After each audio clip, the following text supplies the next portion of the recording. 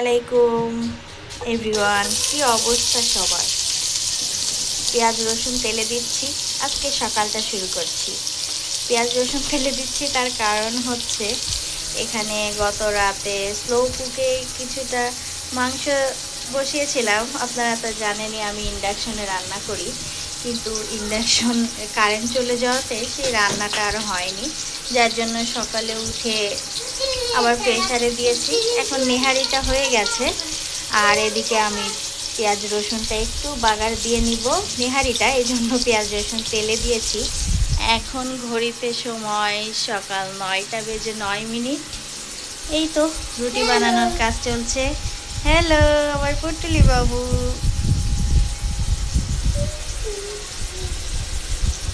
Almost কিছু রুটি বানানো হয়ে গেছে, আর প্রক্রিয়া চলছে। তো চলুন সমস্তটা গুছিয়ে একবারে ফিরে আসছি।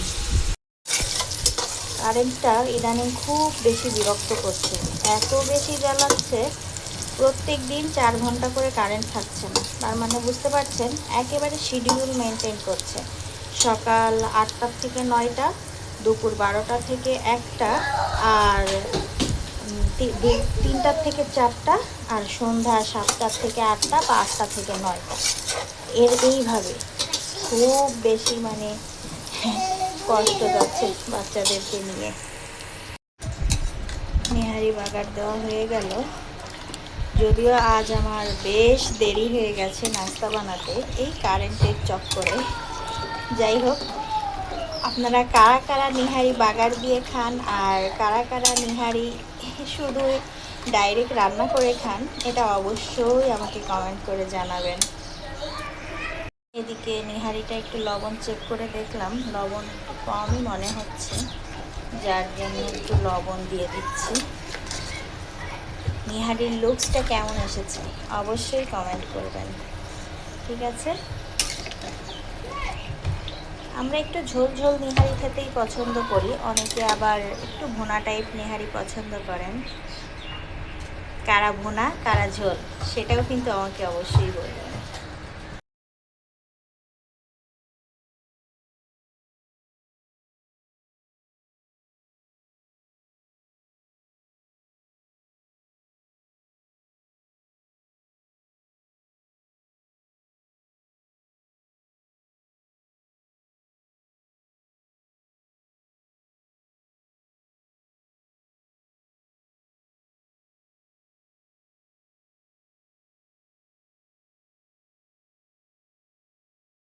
এখানে একে একে সমস্ত রুটিগুলো বানানো হয়ে গেছে, আর ওদিকে বাচ্চারা তো চুল ছাড়ছে।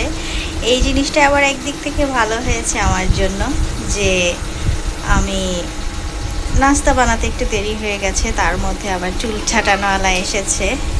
তুমি চুল কাটিয়েছ? ওয়াও, কি দারুণ! জিরো সাইজ করছো? তাকাও আমার দিকে একটু দেখি। সুন্দর হয়েছে, থ্যাংক ইউ।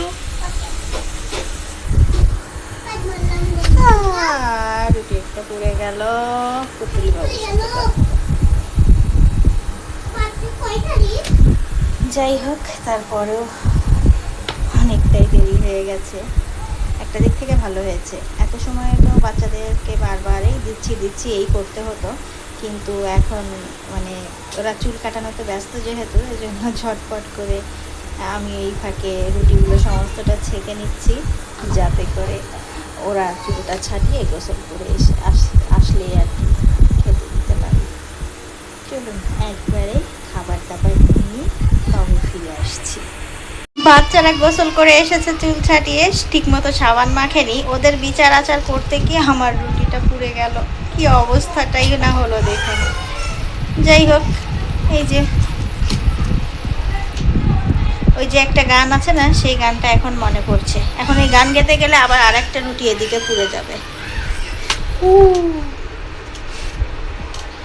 ওই যে সেই গানটার কথা বলছি, ওই যে তুমি কি দেখেছো প্রভু, রুটি কেমন হয়, চুলার আগুনে তাওয়ার গরমে পুরোপুরি রুটি হয়। তুমি বলো পোড়া রুটি কি কেউ খেতে চায়? আমি জানি না গানের কথা কতটুকু সত্য বা সঠিক হয়েছে, তবে আমরা যখন স্কুল লাইফে ছিলাম না, তখন আমার এক বান্ধবী এই গানটা খুব ভালো করে গেতে পারত। সেই কথাগুলোই আর কি এখন মনে পড়ছে। যাই হোক, আবারও চলুন ফিরে আসছি একবারে খাবার দাবার সাথে নিয়ে। সবাই ঘরে বসে গেছে খাবার খাওয়ার জন্য, আর আমি ঘর পর্যন্ত যাওয়ার দেরি সহ্য হয়নি, রান্না এখান থেকে নিয়ে এখানে খাওয়া শুরু করে দিয়েছি। আজকের নেহারিটা না যা অসাধারণ হয়েছে, জানি না ফ্যান চলতেছে রান্নাঘরে, নেহারি বানাতে বানাতে গরমে ঘেমে একাকার অবস্থা, তাই টেবিল ফ্যানটা লাগিয়ে দিয়েছে কর্তামশাই এসে। চলো একটু খাই আর আপনাদের সাথে শেয়ার করি, আপনাদেরকে লোভ দেখাই এক কথায় আর কি। নেহারি আর রুটি খেতে খেতে তার প্রেমে এতটাই মশগুল হয়ে পড়েছি, কখন যে ভিডিও করতে হবে সে কথা বেমালুম ভুলে গিয়েছি। এদিকে দেখুন নেহারির গোশ বা মাংসটা কতটা সফট হয়েছে আর কতটা জুসি, মুখে দিলেই তো মনে হচ্ছে বোম ব্লাস্ট করছে। আহ, এর যে স্বাদ, এটা দুনিয়ার আর অন্য কোনো কিছু দিয়ে তুলনা বা পূরণ করা সম্ভব নয়। এই যে দেখুন গোশের সফটনেসটা দেখছেন, একেবারে যেন মোমের মতো গলে গেছে। আপনাদের কারো যদি নেহারির রেসিপি লাগে অবশ্যই আমাকে কমেন্ট করে জানাবেন। আসলে এই নেহারির স্বাদের কোনো ভাগ হবে না, আসলে মূল কথা এটাই। তো যাই হোক, ভিডিওটি ভালো লাগলে ভিডিওটিকে একটি লাইক করে দিতে ভুল করবেন না। ভিডিওতে থাকা ভুল ত্রুটিগুলো অবশ্যই ক্ষমা সুন্দর দৃষ্টিতে দেখবেন। নেহারি রুটিটা এত বেশি মজা হয়েছে, ঘরে যে সকলে মিলে একসাথে খাচ্ছে, বাচ্চারা দিয়ে ওর বাবা দিয়ে, ঘর থেকে কিন্তু কোনো সারা শব্দ আসছে না, শুধু একটাই শব্দ আসছে, আজকে নেহারিটা জম্পেশ হয়েছে। কিন্তু সমস্ত কিছু মিলিয়ে তারপরেও বলবো আলহামদুলিল্লাহ, মহান রব্বুল আলামিন যে এভাবে খাওয়ার সুযোগ করে দিচ্ছেন, এভাবে খাওয়ার তৌফিক দিচ্ছেন, শুকরিয়া আদায় করে শেষ করা কখনোই সম্ভব নয়।